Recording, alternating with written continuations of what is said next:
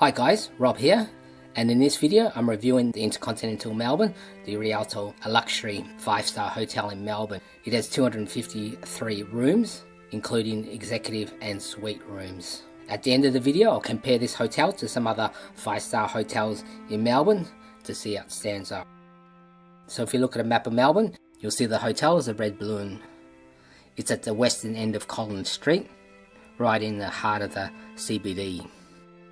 You'll see the Yarra River is just south of the hotel and easy walking distance. It's close to some of Melbourne's top tourist attractions such as Southbank and the Crown Casino.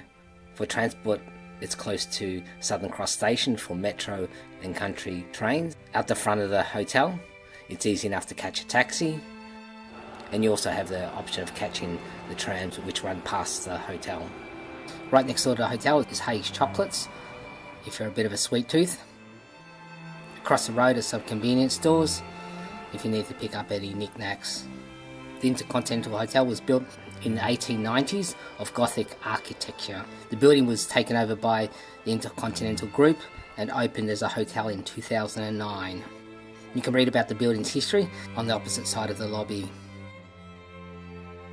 When you walk into the hotel, you'll notice it's quite impressive when the lights are on.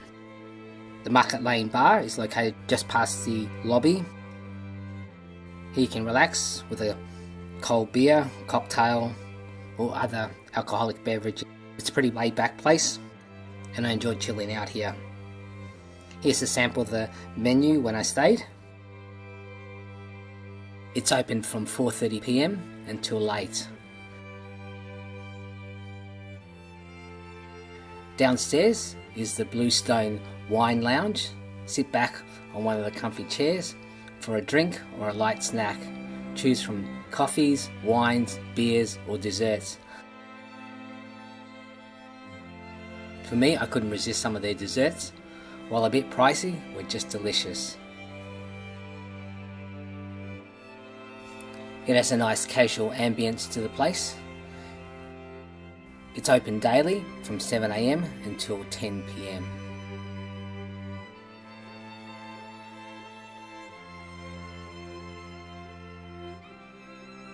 And here is a quick copy of the menu served at the Bluestone Wine Lounge.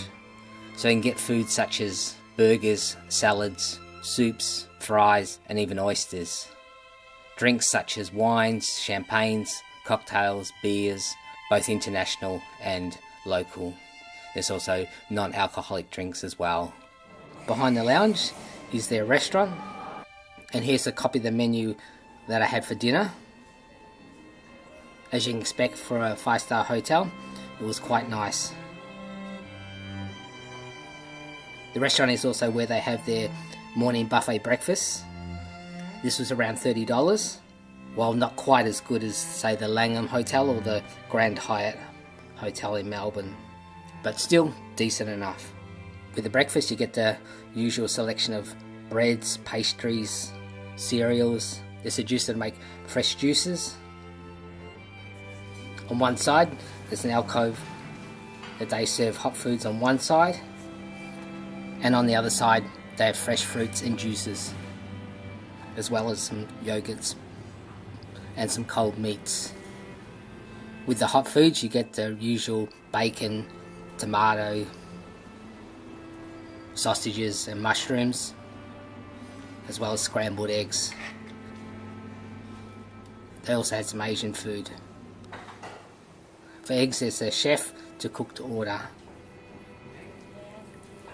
So overall a pretty good breakfast. One night I tried their room service. I had the tomato soup and the lamb shank. It was served up in time and tasty. For the in-room dining menu, here it is shown on the screen. As you can see, there's a fairly decent selection of food.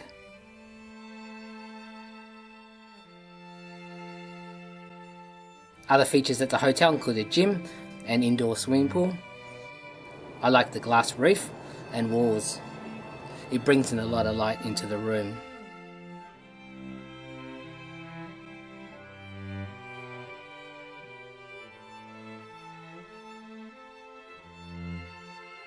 There's a spa at one end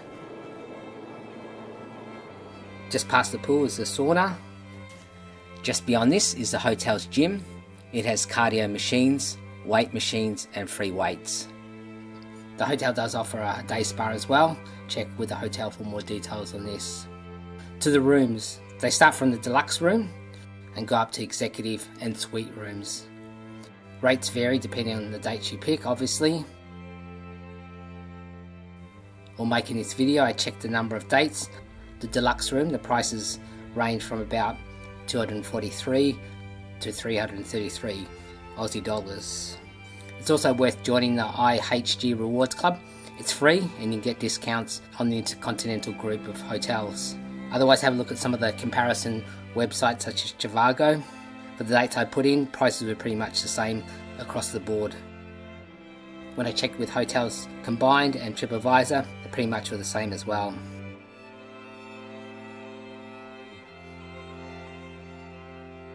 The first room I stayed at was one of their deluxe. I thought it was pretty good. Decent size, comfy bed. The room was clean.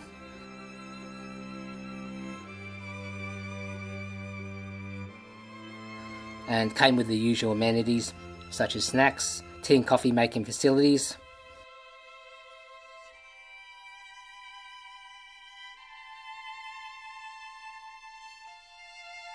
A fully stocked minibar. There's a wardrobe with safe, hairdryer, and on the other side there were robes, an iron and ironing board. In the room there's a work desk, a chair to relax on. There were windows, but the views weren't the most spectacular that I've seen in Melbourne. And if you have a room on the lower floors, you only get to see into the atrium. Next to the bed they had an automatic switch to close the blinds.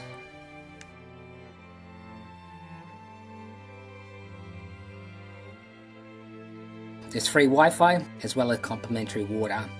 So overall I was pretty much happy with the room. The bathroom is clean. It came with only a shower and came with the standard toiletries. Again, pretty good.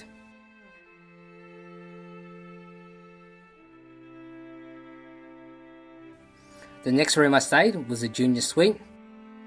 If you want the extra space and comfort, this is the room to go for.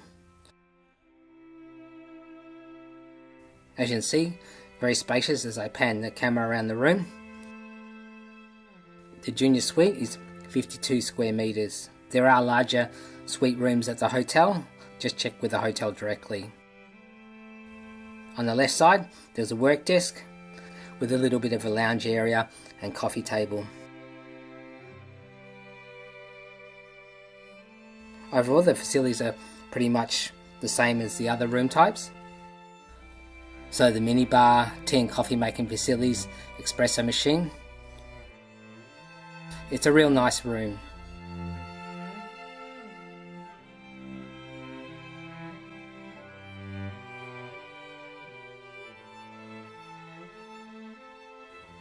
Again, the window views were average.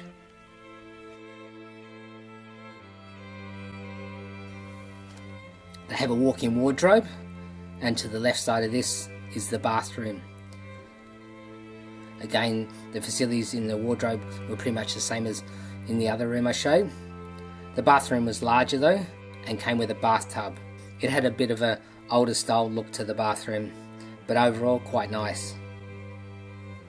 So the InterContinental Hotel is a nice place. Comparing this to other 5-star hotels in Melbourne, it's not quite as good as say as the Langham or the Sofitel or even the Grand Hyatt in Melbourne. This includes the food as well as the room. Having said that though, the rooms are not as expensive as these other hotels, so you'll have to weigh that up. So as it stands, the InterContinental is a good hotel, but as mentioned, there are hotels that are better.